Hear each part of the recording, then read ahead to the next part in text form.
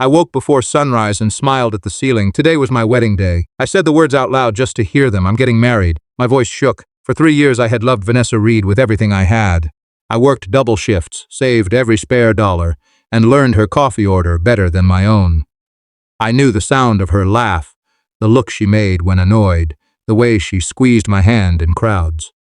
I thought knowing someone that deeply meant forever. I was wrong already, but clueless then, completely, utterly so very naive. Noah pounded on my hotel door. "Open up, Groomzilla." I let him in. He carried a garment bag and 2 breakfast sandwiches. "One for nerves, one for regret," he said. "Which is which?" I asked. "Eat both and find out." He helped me into my suit, tugged my collar straight, then stepped back dramatically. "Vanessa is about to ruin waterproof mascara. You think she'll cry? If she sees you're dancing later, yes." I laughed harder than I had in weeks. Noah grinned. "Good. Keep that face." Cameras love fake confidence today, right now, somehow, always. My mother Grace called before noon. "Are you dressed?" she asked. "Yes." "Did you steam the jacket?" "Mother, hello to you too." "Did Noah fix your hair?" "Mom, we need family photos the second you arrive. Tell Vanessa not to smudge lipstick before portraits." I closed my eyes. "Aren't you excited for me?"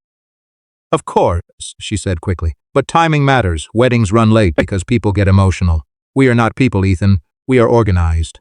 Noah mouth helped me. I nearly choked laughing while she kept listing schedules and flowers endlessly there. We reached the church early anyway. White roses lined the aisle. Sunlight poured through the glass and painted the floor gold. Guests streamed in smiling, whispering, hugging me, shaking my hand too hard. I thanked everyone like a machine. Jason still had not arrived. My brother loved entrances more than honesty. When he finally stepped inside, 30 minutes late, he wore a perfect suit and a lazy smile. "Sorry, little brother. Traffic." There was no traffic. He hugged me briefly. His cologne was sharp and unfamiliar. "You look tense," he said. "Try looking sincere," I answered. "Today, please." He laughed like I had complimented him. Jason always did that. Grace rushed over and fixed his tie before touching mine. "There you are," she said. "Family photos now." Noah leaned close. "If I disappear, I stole the cake." Pastor Miles greeted me near the altar. "Ready, son?" "More than ready," I said. My chest felt too full to hold. Music began softly from the piano. Guests turned toward the doors. Then the music stopped. A bridesmaid hurried to the back. Pastor Miles checked his watch. "We'll give them a moment," he said calmly there. A moment became 10 minutes. 10 became 20. Smiles turned thin. Phones appeared like knives. Whispering spread pew to pew. Noah muttered, "This is getting weird." Grace marched toward the bridal room, heels striking like gunshots. She returned alone, lips tight. "Where is Vanessa?" I asked. "She's fixing something," she snapped. "What thing takes 20 minutes?" No one answered. Pastor Miles tried jokes nobody wanted. I kept staring at the doors, expecting them to open, expecting her laugh, expecting everything to return to normal. My heartbeat sounded louder than the piano had moments earlier there. After nearly an hour, the side entrance opened. Mia Reed stumbled in crying, mascara running down her cheeks. Vanessa's younger sister never cried in public. That scared me more than the delay. Mia saw me and froze. I stepped off the altar. "Mia, where is she?" "Tell me," Grace hissed. "Stop making a scene." Noah blocked her path. "Let the girl speak." Mia grabbed my sleeve with shaking fingers. "I'm sorry, Ethan." "I'm so sorry." I forced a laugh. "Is this some prank? Did Vanessa plan dramatic suspense?" Mia sobbed harder. "No, she's gone now." "Gone where?" I asked. Nobody moved. Even breathing seemed rude. Mia whispered so softly I almost missed it. "She left with Jason." I laughed again because my mind refused the sentence. "Nice joke, Mia. Where is my brother? Where is my fiancé?" Noah's face drained white. Grace staggered backward and grabbed a pew. Every promise we made flashed through me then, like broken glass, sharp, bright, useless, cruel, and suddenly cold against everything I believed about love and family. That morning there once was still steeply. I turned toward the church door, certain they would burst open and everyone would apologize. They stayed closed. My throat locked. My hands went numb. I stared at the entrance that should have brought my bride and could not breathe at all. The guests started whispering the second Mia stopped crying. Phones rose everywhere like candles at a vigil. I heard my name, Vanessa Jason. Scandal, unbelievable. Grace pointed at Mia and shouted, "You are lying. Tell them you are lying right now." Mia only sobbed harder. Noah slammed his fist into the wall beside me. Dust fell over his shoes. "Ethan, breathe," he said. I could not answer. My mouth worked, but nothing came out except air and shame and rising panic in my chest today. now somehow still there, burning deeply, through every nerve I had left alive right then. I pushed past everyone and ran outside into the parking lot. My dress shoes slipped on gravel. I pulled out my phone and called Vanessa once, twice, 10 times. Straight to voicemail every time. I left messages between breaths. Pick up, please pick up. Tell me this is a stupid joke. Tell me you are scared and hiding. Tell me anything. Cars passed on the road beyond the church fence. Birds kept singing like nothing had happened. I called again until my thumb shook and the screen blurred with sweat and tears mixing together on the glass in my hand there. Then my phone buzzed with a text from Jason. Don't look for us. 4 words. That was all he gave me after stealing my future. I stared at the message until the letters doubled. Noah came outside and reached for my shoulder. I jerked away. Don't touch me, I said. He lifted both hands. Okay, just don't stand out here alone. I laughed once, ugly and sharp. Alone is exactly what I am now. He looked like he wanted to argue, but even he had no lie big enough tonight for me to borrow or leave any more again. At all, my knees gave out beside the curb. I dropped there in my wedding suit and pressed my palms into the stones. I thought I might throw up. Instead, I cried without sound. Noah sat next to me and said nothing. That kindness hurt more than advice. After a while, he asked, "Want me to clear the church?" I shook my head. "Let them watch," I said. "They came for a show. They got one today from me already, and maybe forever, too, somehow, because pain stains everything it touches after this moment for years to come ahead now still here." We went back inside because I had nowhere else to go. Conversations died when I entered, then restarted softer. Faces bent into pity shapes that did not fool me. One woman touched my arm and whispered so sorry. Her eyes were bright with curiosity. Near the aisle, a man murmured to his wife. She chose the better brother. I turned so fast he stepped back. Noah moved between us. "Say it again," he warned. The man looked down and adjusted his tie silently while I memorized every word forever inside my skull tonight, and beyond repair from then on there. Grace found me near the front pew. "Stop standing like a victim," she hissed. "People are staring." I blinked at her. My brother ran away with my bride. "What posture would you prefer?" She crossed her arms. If Vanessa left, then something was wrong before today. Women do not run from happy men. The words landed harder than Jason's text. "So this is my fault too?" I asked. She looked away first. "I just mean you should have kept her happy." I laughed because crying again would kill me faster than shame could ever manage alone tonight somehow right now. I left before anyone could stop me. The drive home felt endless. I still wore my boutonniere. At red lights, I kept expecting Vanessa to call and explain everything. She never did. Our apartment smelled like her perfume and empty drawers. Half the closet hung bare. Bathroom shelves were cleared except for one cheap razor she hated. In the living room, framed engagement photos were stacked face down beside a suitcase she had not needed to take with her at all from this place anymore tonight. Somehow still stung badly inside me. There now, always again, and on I stood. On the kitchen table sat my ring box and a folded note. My hands shook opening it. I chose excitement over safety. That was all she wrote. 3 years reduced to 1 insult. I set the paper down, then snatched it back and crushed it until my knuckles ached. I opened the ring box once more and stared at the band I could not give away. "Never again," I whispered. "Never weak again." I threw the box across the room and listened to it break against the wall while something colder formed inside my chest for the first time there. 4 days after the wedding disaster, I stopped answering calls, ignored messages, and lived behind closed curtains. I ate cereal from the box and slept whenever exhaustion pinned me down. Every headline online called it shocking, messy, viral, unforgettable. I hated that last word most. Noah kept showing up anyway. On the 5th night, he pounded my apartment door until I opened it wearing sweatpants in anger. "You smell tragic," he said. "Go away." "Nope. Shower. Suit. Shoes. I'm kidnapping you. I'm not in the mood." "Good," he said. "Moods made you marry Vanessa anyway once before." He shoved a garment bag into my chest. "Charity dinner. Rich people food. Free drinks. Human witnesses if you spiral." I tossed the bag back. "No." He tossed it again. "Yes, I'm not being paraded around like pity entertainment." Noah folded his arms. "Then come because I asked." That landed differently. He had stayed beside me through every ugly hour after the wedding. "Fine," I said. 1 hour. 90 minutes, he corrected. "Healing needs appetizers." I almost smiled. He pointed at me. "There. Facial movement. Progress. Now shower before I call animal control immediately today, somehow. The ballroom glowed with soft lights and polished money. Men in dark suits shook hands like trading secrets.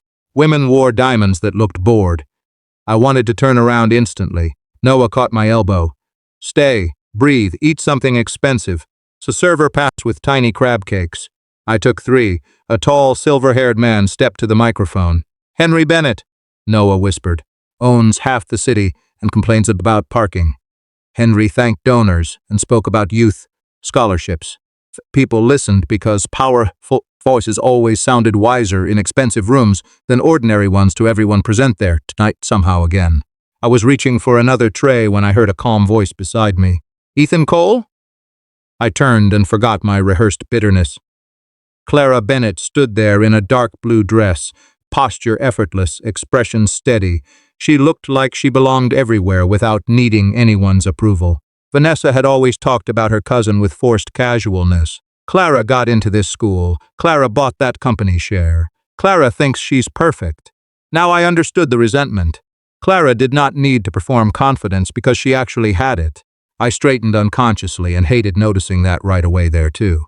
I'm sorry, she said quietly. For what? I asked. For my family being connected to your nightmare. You don't owe me anything. She embarrassed more than you. I blinked. That's a brutal way to comfort someone. It's an honest way. She lifted a glass of water, losing love. She feared losing attention. And Jason, she almost smiled. Your brother never wanted things. He wanted what other people were praised for having. So they fell in love? No, she said. 2 empty people found each other. I laughed before I could stop myself there suddenly. The sound startled me. It had been days since I heard myself laugh. Clara noticed. There you are, she said. I frowned. There who is. The man who existed before strangers turned your pain into gossip. I looked away. That man seems unavailable. Then build another one, she replied. You make rebuilding sound easy. It isn't. It's just necessary. Noah wandered over carrying dessert plates. He stared between us dramatically. Should I leave you two to exchange philosophical trauma? Clara took a plate from him. Please do. He bowed and vanished fast. We moved to a quieter corner near tall windows. City's lights shimmered below like spilled coins. Clara asked nothing soft. She asked what I did for work, what I wanted before Vanessa, what I wanted now. I had no answer to the last question. Revenge, maybe, I admitted. She nodded once. Common starter emotion. Terrible long-term strategy. Easy for you to say, is it? She asked. You think money prevents heartbreak? I think it buys better lighting for it. She laughed then, and somehow I wanted to hear it again someday there, soon maybe. When the dinner ended, people drifted toward exits and valet lines. Noah texted me from somewhere outside. Still alive? Barely. Clara slipped on her coat and faced me one last time. You can stay broken, Ethan, or become unforgettable. I tried to answer lightly. I already went viral once. She shook her head. Not famous. Formidable. Then she walked toward the doors with quiet certainty. I stood there longer than necessary, hearing those words repeat in my skull. On the drive home, for the first time since losing everything, I thought about what I could become next. The Monday after the charity dinner, I shaved, wore a clean shirt, and called Clara. She answered on the second ring. Either you're thanking me or arguing with me, I said. Neither, I replied. I need work. Silence held for a beat. Good answer, she said. By noon, I was sitting across from Henry Bennett in a glass office high above the city. He scanned my resume, then me. You were humiliated publicly, he said. That can either weaken a man or educate him. I'm here to learn, I answered honestly that day. Henry closed the folder. Mailroom coordinator, entry level, temporary. I nodded too fast. Thank you. Clara stood near the window, arms crossed. Don't thank him yet, she said. Earn it. I looked at her. I thought you arranged this. I arranged an interview, she replied. The rest is your burden, Henry almost smiled. My daughter is kinder than she sounds. No, I said, she isn't. Clara laughed once and the tension broke. I started the next morning with a badge, a desk, and pride, stripped down to basics only there. The work was dull, repetitive, and exactly what I needed. I sorted packages, logged deliveries, carried boxes, learnt names, stayed late, asked questions nobody wanted to answer. When others left, I studied spreadsheets online and watched business lectures on my phone. I stopped drinking because hangovers wasted hours I could weaponize. I stopped talking about Vanessa because pain became boring when repeated too often. Noah noticed first. You're terrifying now, he said over burgers. You eat like a monk and blink like a shark. Good, I told him. I'm evolving. Finally, he laughed. Months passed. Promotions didn't come quickly, but trust did. Supervisors handed me tasks they once guarded. Henry asked for summaries. Clara asked harder questions. Why did cost rise here? What would you cut there? Why are you defensive when corrected? I hated half our conversations and learned from all of them. At night, I checked social media more than I admitted.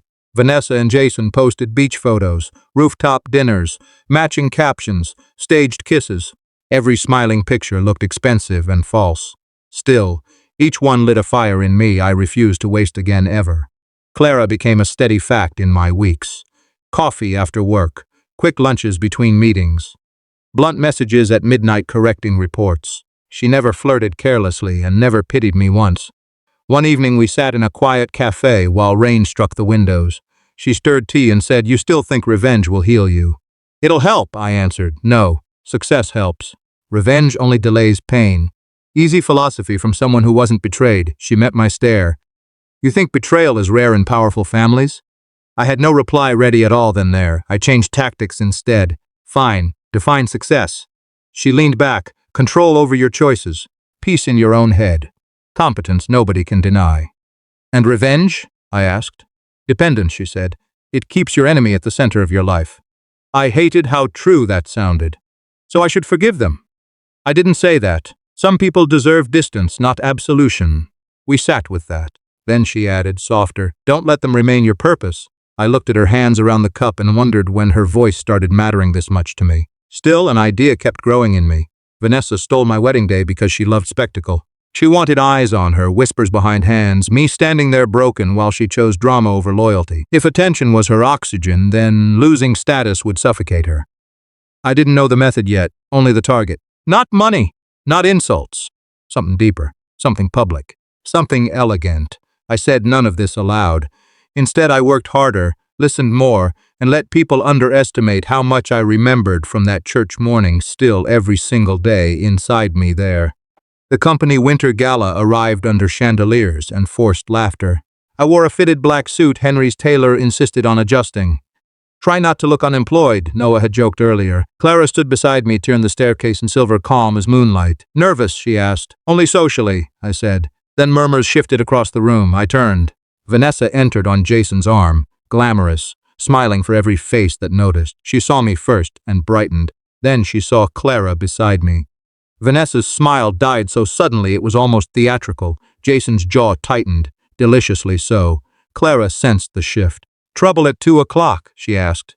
"Better," I said. Vanessa walked closer, eyes fixed on her cousin, not me. Jason forced a grin that fooled no one. In that instant I understood something sharp and useful. Vanessa did not ache because she lost me. She could replace men, rings, applause. What she could not bear was comparison. She hated standing beside someone genuine. She hated losing to Clara. I lifted my glass and smiled politely. Revenge, I realized, might wear diamonds and arrive smiling when invited by fate itself tonight there. By spring, everyone in our circles knew Jason was bleeding money.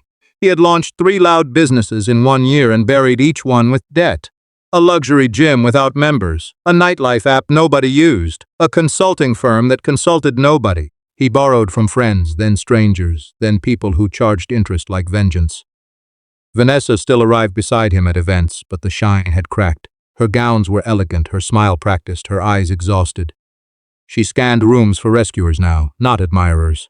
I noticed because I once knew how she hunted attention there best. Noah loved reporting disasters. "Your brother just tried to sell investment shares in a company that doesn't exist," he told me over lunch. "That sounds illegal." "It sounds Jason," I replied. "And Vanessa?" Noah asked. "Still pretending the ship is a yacht." I laughed. It came easier now. Work had changed me. I was no longer the man checking old messages at midnight. Henry trusted me with clients. My title improved. My salary followed. Yet the biggest change waited in smaller moments. Coffee with Clara, arguments with Clara, silence beside Clara after long days there always. She saw the damage in me without touching it like a bruise. When I snapped at staff, she said, "You're punishing strangers for old injuries."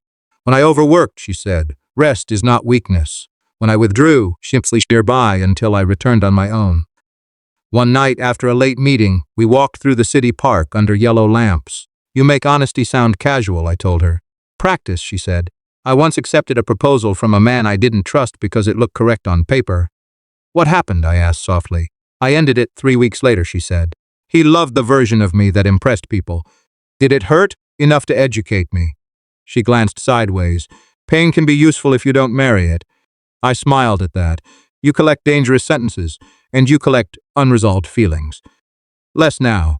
Better, she said. We kept walking shoulder to shoulder, not touching, both aware of the space between us. It felt strangely intimate, that careful distance. I trusted her more each week, because she never rushed anything from me or demanded performance ever. Months kept moving. Dinners became routine. Calls became nightly. She knew how I took coffee, where I went quiet when I lied by saying fine. I knew when she was tired by the way she loosened her watch strap, when she was angry by how polite she sounded. One evening we ate on a restaurant terrace after closing hours because the chef knew Henry. Candles flickered between us. I had planned confidence. Instead I said, I need to confess something ugly. Clara set down her fork. Then stop rehearsing and say it now. At first I said, I wanted to marry you to hurt her. The words tasted foul but true. Clara did not flinch. She simply watched me with those patient, dangerous eyes. And now, she asked. I breathed once. Now I'd rather lose revenge than lose you. The city noise seemed to pause. Then she smiled slowly, warm and unreadable at once. Better answer. That means, I asked. It means honesty suits you more than strategy. And my chances? Improving, she said. I laughed with pure relief there finally for once inside me. We did not become dramatic overnight lovers. We became something steadier, weekends together, shared calendars, fights about work boundaries, long talks about family damage and future fears. She met Noah and insulted him within 5 minutes, which made him adore her instantly. Henry shook my hand one afternoon and said, You look less haunted. Is that approval? I asked. It is observation, he said. I took what I could get. Meanwhile, Jason called twice asking for introductions to lenders. I declined twice. Vanessa sent one friendly message. I deleted it unread that morning. 6 months later, I asked Clara to meet me on the rooftop terrace of our office building after hours. No orchestra, no hidden photographer, no staged applause, just city lights and cold wind. She arrived in a simple coat and raised one eyebrow. If this is another confession, make it efficient. I took out a ring. Her breath caught. I loved badly once, I said. Then I learned better. Build something real with me. She covered her mouth, then laughed through tears. That was imperfect. I know. Yes, she said anyway. News traveled faster than kindness. The next morning, Vanessa stormed into my office without knocking. You're doing this to punish me, she snapped. I stayed seated. Close the door. She did, trembling with anger. You never moved on, she said. This is a performance. I stood then and met her stare. No, Vanessa. I'm doing it because Clara chose me. Her face emptied. For once, she had nothing to say. She turned and left.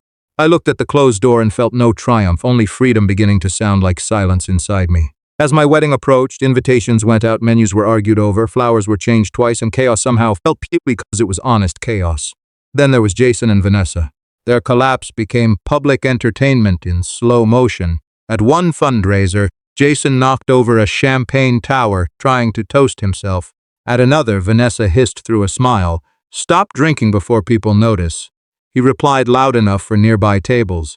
They noticed when you married me. I almost admired the efficiency of their hatred. Almost. Grace kept smoothing disasters with tired lipstick smiles there. She called me often now. Your brother is under stress, she said one afternoon. Stress doesn't pour whiskey before noon, I answered. He made mistakes. So did I. I just paid for mine sooner. She sighed the sigh mothers use when facts become inconvenient. Try compassion. Try accountability, I said, then ended the call. Even through the phone, I could hear her exhaustion. She still defended Jason out of habit, but the energy behind it was gone. Reality had started charging interest on every lie our family told itself for years now. Mia asked to meet privately at a cafe near my office. She arrived wearing sunglasses despite the cloudy day. I feel ridiculous, she said, removing them. You look cautious, replied. Same thing lately. We ordered coffee. She leaned closer. They're miserable. I stirred my cup. I don't care. She studied me for a long second. That's the point. You really don't anymore. The sentence hit harder than gossip ever had. I opened my mouth to deny it, then closed it again. She was right. And I knew that suddenly. Mia relaxed once she saw I would not use her for information. Jason blames Vanessa for losing clients, she said. Vanessa blames Jason for losing status. They fight about money, family, furniture, breathing. Why tell me? I asked. Because I used to think you were pretending to move on. And now I think you already did. I laughed softly. Tell Clara she was right. About what? Everything annoying. Mia smiled. That narrows nothing. We finished coffee talking about safer subjects and left lighter than we arrived that afternoon there. That night I told Clara about Mia's comment while we reviewed seating charts on her couch. You look smug, I said. I am, she replied. I diagnosed recovery months ago. I set the papers down. Part of me still enjoys hearing their suffering. She turned serious immediately. Be careful. Why? If you feed on their downfall, you become part of it. I'm not that petty. She gave me a look sharp enough to shave with. You're exactly that petty when wounded. I hated being known this accurately by her there. I tried to listen. I really did. I focused on work, final fittings, guest lists, and building something clean instead of watching something dirty collapse. Then Jason called at 11:43 on a Thursday night. I almost ignored it.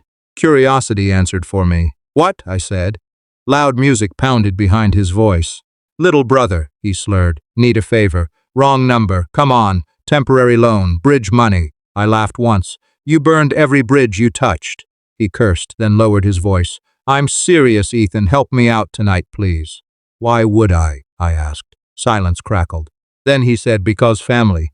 The word lit every old wound at once. You stole my bride, I told him. He laughed bitterly, a sound soaked in liquor and self-pity. You can have her back. My hand clenched so hard the phone creaked. I wanted to scream, to list every cost, every humiliation, every year he bent around envy. Instead, I said nothing. I ended the call and stood shaking in my kitchen while Clara watched me with quiet concern from the doorway there silently nearby. She walked over slowly. What did he want? Money. And what do you want? I swallowed hard, to stop reacting like he still controls my pulse. She took the phone from my hand and set it on the counter. Then breathe first, decide second. I leaned against the counter until the shaking eased. Outside, rain tapped the windows. Inside, Clara rested her palm over my chest. Hear that? She asked. What? Your life, she said. It's here now, not back there. I closed my eyes and believed her. The morning of my second wedding began in silence, and I loved it for that reason alone. No frantic schedules, no performative panic, no desperate need to impress strangers. Just sunlight through hotel curtains and a message from Clara. Eat breakfast. Don't faint dramatically, I replied. Only if you promise to show up. She sent back a ring emoji, and nothing else. Noah knocked 10 seconds later, carrying coffee and 2 pastries. Round 2, he announced. Try not to get abandoned this time.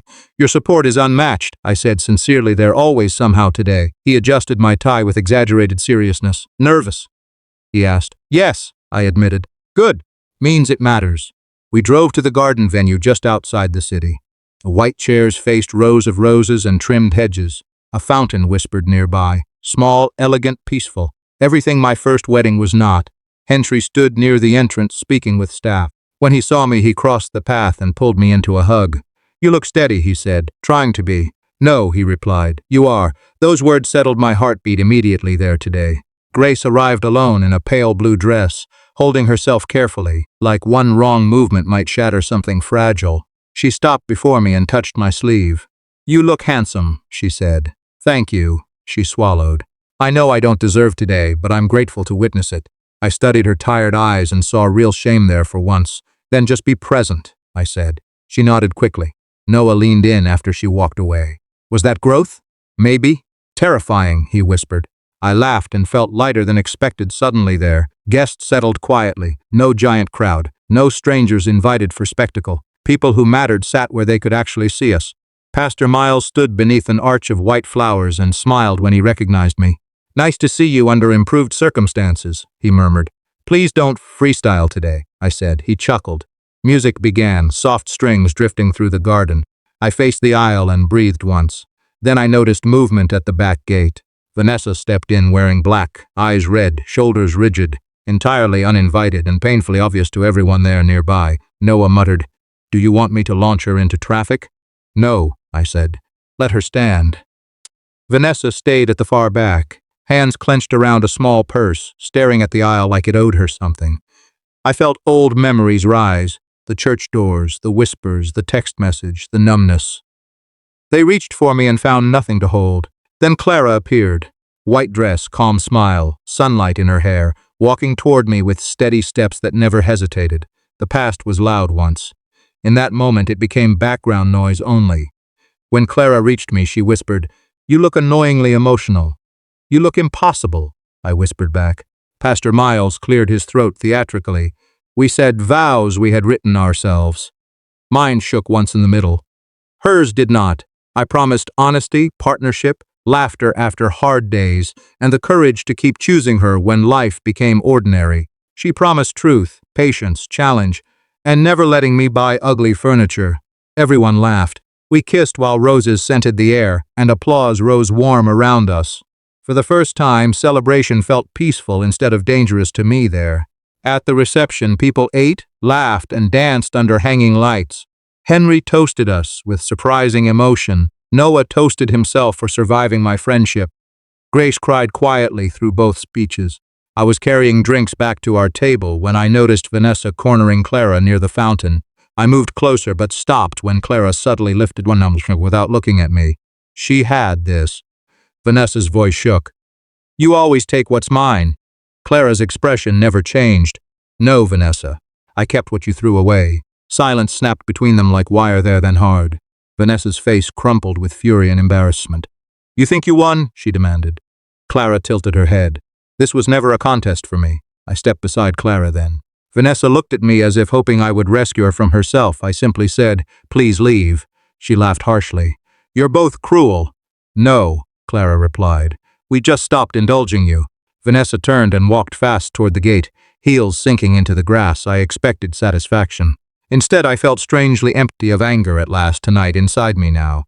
An hour later, shouting erupted outside the entrance. Jason had arrived drunk, tie hanging loose, demanding to see his family. Security tried guiding him away while cameras from gossip pages flashed eagerly. "Ethan," he yelled. "You think you won?" Guests whispered. Phones lifted. The same public humiliation once buried me. Now it buried them. Jason stumbled, cursed, and was escorted to the curbs, still shouting nonsense.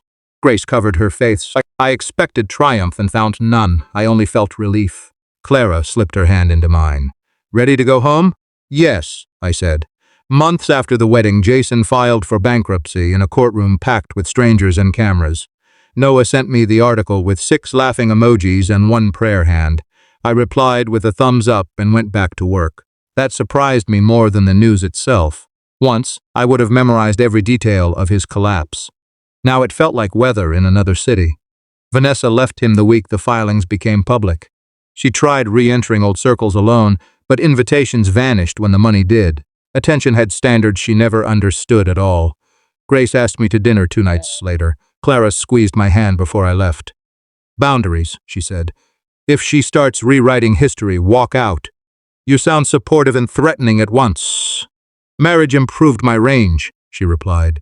I met Grace at a quiet Italian restaurant where she used to celebrate Jason's birthdays loudly. She looked older than the calendar allowed. We ordered little. She kept folding and unfolding her napkin.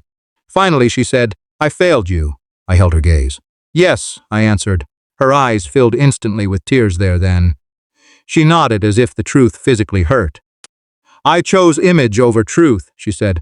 "I kept protecting the son people admired instead of the son who needed protecting. I let the silence do its work." "I don't expect forgiveness tonight," she added. "Good," I said, "because forgiveness isn't a receipt." She almost laughed through tears. "You sound like Clara. That should worry you." Then I softened. "But you can do better now." Her shoulders dropped with relief. "Tell me how." "Start being honest, especially when it embarrasses you most there." She reached across the table and touched my hand carefully, like permission could still be revoked. "I'm proud of you," she said. I believed her this time, which mattered more than hearing it. We talked about small things afterward. Recipe, Henry's impossible standards, Noah's endless jokes. It felt strange and human. Not healed, but possible. When I got home, Clara listened to everything and asked only one question. Did she defend Jason? No, then progress exists. She kissed my forehead. "See? I'm generous when properly rested," she said before laughing softly there. 3 days later, Vanessa emailed asking to meet. Clara read it over my shoulder and said, "Delete it, maybe I need closure." Closure is usually vanity wearing therapy's coat. "Still, I want to go." She studied me, then sighed. "Then go as the man you are now, not the one she broke." We met at a quiet cafe downtown. Vanessa stood when I entered, then sat again too quickly. She looked older, smaller, stripped of arrogance and expensive armor. No glamour remained, only consequences and fatigue. I felt almost nothing seeing her there now. I made a mistake, she whispered after the waiter left. You made choices, I said. She flinched. I was young. You were calculating. That's unfair. Running off with my brother on our wedding day was unfair. Tears gathered instantly. I loved you in my own way. I shook my head. No, you loved being wanted. She covered her mouth and cried quietly. I watched without cruelty, without triumph. The distance between us felt wider than years. Once she could ruin my week with a glance. Now she barely moved the air around me there. She wiped her eyes and tried again. Jason made promises. So did you, I know. We sat in a silence that no longer belonged to romance or rage. It was just over. I stood and placed cash on the table for my untouched coffee. I hope you become better, I said. Not for me, for you. I turned toward the door. Behind me, she asked, Did you ever hate me? I paused. I hated what I became after you. Then I walked away and never looked back again there. Marriage with Clara didn't feel like the ending of anything. It felt like starting over with better tools and fewer illusions.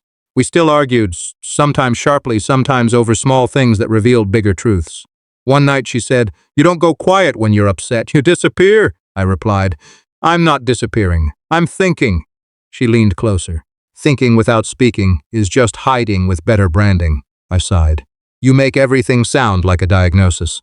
Because you treat silence like medicine, she said. I had no counter for that one there at all. We learned each other in layers, not in leaps. She didn't romanticize my past, and I didn't pretend hers was simple. When I worked too late, she said, You're chasing stability like it's a trophy. When she overanalyzed everything, I said, Not every moment needs strategy. She laughed at that.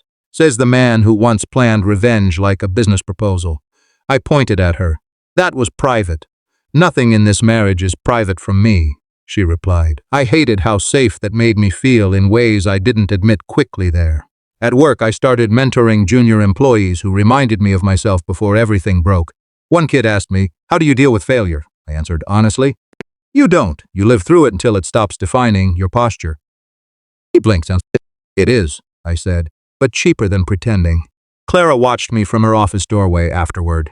You're becoming responsible, she said. Don't sound disappointed. I'm impressed, she corrected. There's a difference. I nodded, still unsure which version of me deserved that word yet. Some nights, silence still tried to return like an old habit. Clara never let it stay long. Talk to me, she'd say. About what? I'd ask. Anything, she'd answer. So I did. About pressure, work, random thoughts, even things I thought didn't matter. She listened like everything had weight, but never made it heavier than it needed to be. That balance changed me slowly, quietly, without ceremony.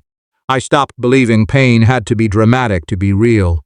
Sometimes healing just sounded like two people arguing about dinner there again calmly.